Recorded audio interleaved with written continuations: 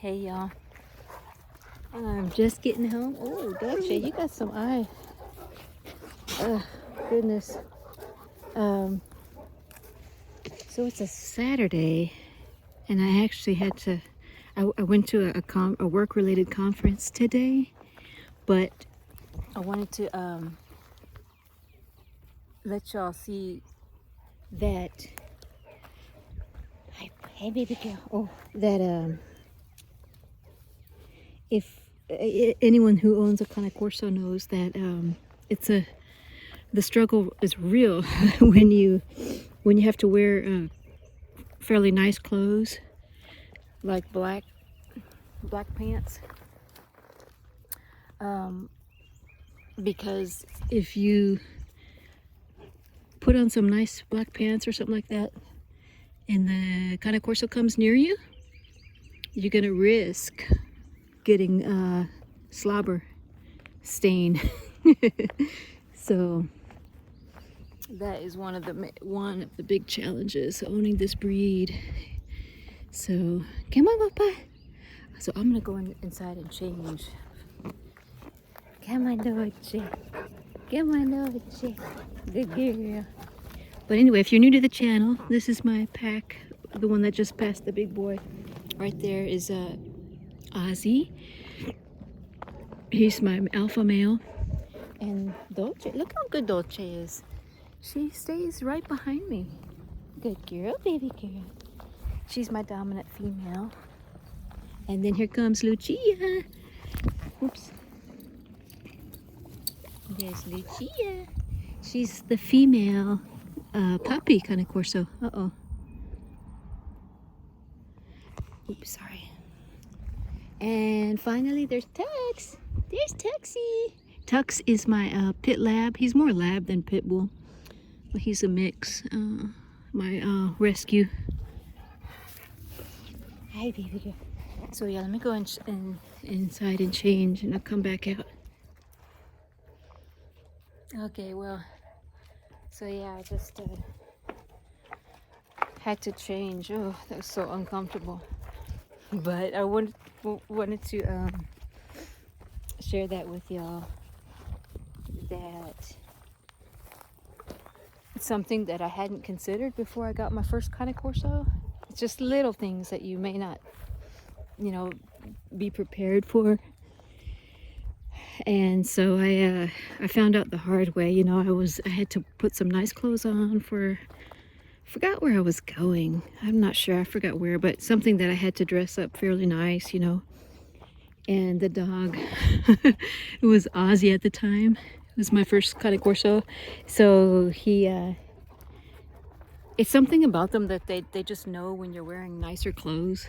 They gotta put their nose on you. And it was like right after he had drank some water. So he had the slobber and the wet nose, and he just really messed up my pants, and I ended up being late to where it was that I was going. So now I tread very carefully when I have nice clothes on. I try to avoid them, but like I said, it's like a magnet. When they see you dressed up, they come and try to sniff the nice clothes, like, what's all this that you're wearing? What's the occasion? Dolce. Well, also, so today, after that function that I had to go to, that conference, I went and looked at some RVs, some travel trailers. Hi, Tuxie. Hello, Tux. See how he is, Omega? He'll come and show his belly to you, no matter what. Well, anyway, yeah, so I went and I looked at some travel trailers. And it's going to be difficult. It might take me a while to find one because I can only tow up to 5,000 pounds with my Toyota 4Runner. Give me this, Chief. And so that's the limit there. And the ones that I looked at were shorter because they're less heavy. The shorter ones are less heavy. So if it's double axle, I can, if I want a double axle, it's gonna be like 20 foot, which is way too small. If I was able to walk inside one and look and say, oh God, no, not with these big dogs, 4 big dogs. So back to square one. It looks like I might end up having to get a motorhome rather than a towable travel trailer. Look at her. Look at her structure, y'all. Look at her rear angulation. I hope I'm holding the camera right, but she's got beautiful structure. Lucia. So yeah, back to square one. And the one that I want, the motorhome Class C that I want, it's like $100,000, brand new. Which is a lot of money. I don't know if I'm ready to spend that much. So I might have to wait a little bit before I get that one. So I don't know. We'll see. It's frustrating. It's not as easy as I thought it was going to be to get one that suits my needs. Dolce. Hi, hi, Papa. Hi, Papa. There's Tex. There's Texie. So, I'll probably rent one. I'll probably rent a Class C RV here pretty soon. I want to rent one.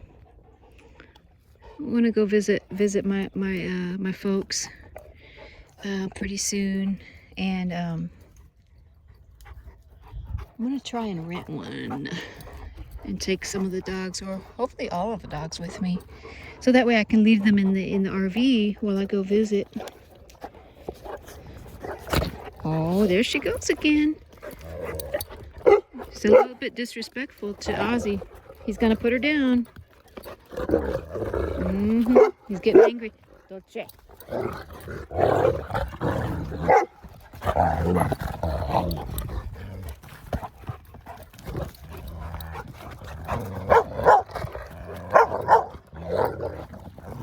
Ozzy's actually playing with her. I'm hoping that Lucia grows out of this phase where she's Tux, that's enough. Where she wags her whole body like that around. She needs to grow out of that. But again, she's only 7 months old. I mean, she's still very young. Very young. She looks a lot older than she is because she's so big.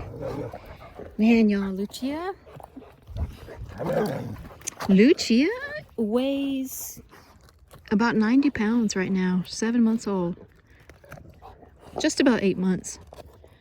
That's very big for that age. And Cane Corso, it doesn't necessarily mean anything as far as how she's going to be, because they grow at different rates and everything. So each dog is different, but I'm almost certain she's going to be huge, just based on what her mother and what the sire and dam of the litter look like. Ah, I see. Hey, Papa. Hey, Papa. Aren't they a pair? Dolce. No taxi. Oh. Yes. Yeah, I gotta get Tux in to get a teeth cleaning, and probably Ozzy's gonna be due for a teeth cleaning here. It's expensive, but just like anything, you gotta do the maintenance. Oh, give me this. I got it.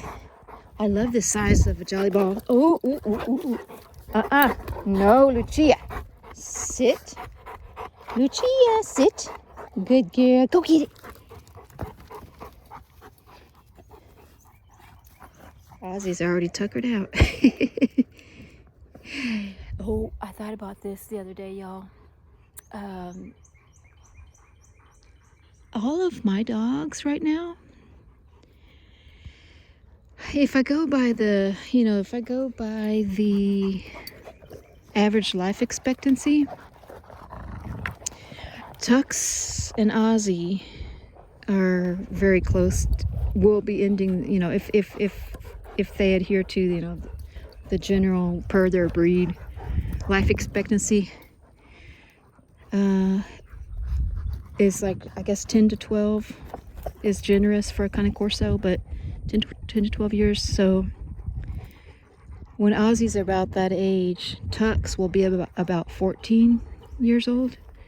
So they'll be both kind of at the end of their lifespan at the same time, roughly the same time, I think. Ozzy and Tux, my two oldest dogs. And then it'll be Dolce and Lucia, the two female Cane Corsos. And they'll be getting up there. I mean, they're only a couple years younger than Ozzy.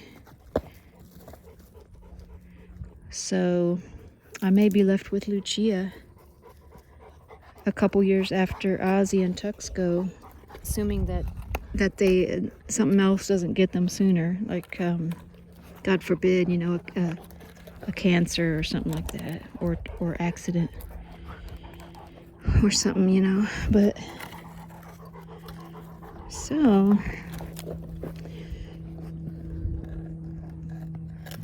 it's I hate to think about that, but I do want to try to prepare myself for that, because it's just a natural fact of life. Death and taxes. And some people for this breed, since their life expectancy is shorter than a lot of other breeds, then that's a deterrent for some people. But to me, even with that, I love the breed so much that it's worth it. I just have to be realistic about it and prepare myself for it. Yeah, and you know, with that being said too, just constantly having that in mind, you know, that they're only going to be with us for a relatively short time, then it makes you savor every moment with them. And I do, and I totally do savor every moment with them. Cherish every moment. Look at this. I think this is a zinnia. Maybe? This is a volunteer. The birds must have spread the seed there. But, Dolce. So, yeah. There's this other part of the yard right here that I think is just gorgeous. Just gorgeous right here. It's all natural. It almost looks like it's landscaped, but it's this it's called golden rock moss, or no, golden stone crop. And then it's against these little yellow I think they're four-nerve daisies. It's like nature planned it that way. The colors complementing each other. Isn't that beautiful?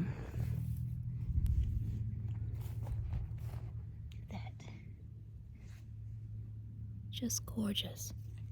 And this stone crop, it's just so interesting. It grows right out of this, seemingly right out of the stone, the rock, the bedrock.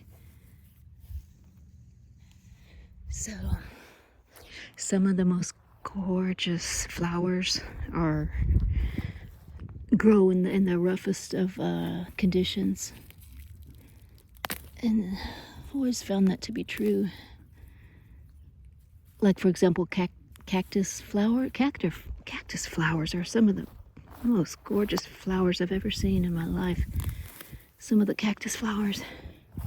I'm pulling up this. This is rain lily. It's toxic. All lily family, all flowers in the lily family are toxic to dogs. Oh, Tuxie, Lucia. Well, anyways, y'all, I'm just winding down from a long day, and highlight of my day is always coming out here and seeing the dogs, spending time with my pack. Uh-oh, got my coffee. Let's go take a walk. Tell you what, every time I drive into my property, it's just like, oh, so nice to have the space, you know, to be able to take a walk on your own property and see the dynamic landscape. Always something new. Always something new growing. I just love it. And isn't this so cool how Dolce always like kind of stays right behind me as if she's at a heel, you know? She heals naturally. And look at this rock. It has those almost like a meringue, like the meringue on a lemon meringue cake. Because the rock here, it's kind of the composition of it is soft, so when the rain hits it over the years, it creates these interesting shapes. I just love this area. Look at all natural. Nature picked some complementary colors here, purples and yellows. Absolutely gorgeous. It's just a feast for the eyes. If you're into color, which I am, I just love any kind of color, bright colors. So, look at this. Look at this. Look at this. Isn't this so gorgeous and interesting? It's almost as if someone landscaped it to be this way. This golden stone crop. Beautiful.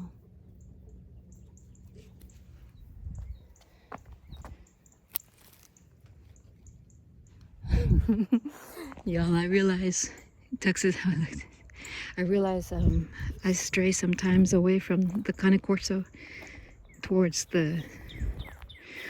all the flowers and vegetation, but I can't help myself. Sunset's coming up here.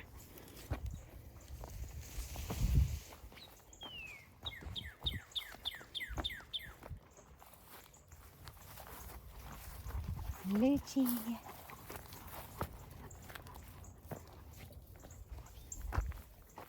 We're just doing a perimeter check. The dogs do periodically throughout the day and the night, even at like 2 a.m. I've seen them do this. Just come out here and walk the perimeter of the property.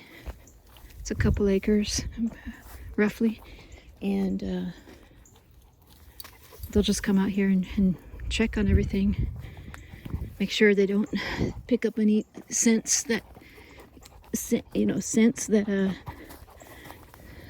shouldn't be here. They're absolute masters at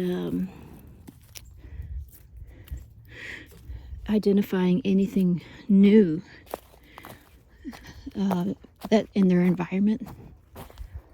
Even the most subtle of things, they'll immediately recognize it and investigate it. It's just so amazing to watch. Oh my goodness, I need to really cut this grass. Whew. This is all still part of my property out here, but there is a lot in front of me, so I'm set kind of behind the road. So there's a vacant lot that I'm not sure when they're going to build on it. I'm sure they will very soon, but so I set the fence back so that I'd have a buffer of property between whoever builds there and me. Look at these. Goodness. Oh, gorgeous, gorgeous.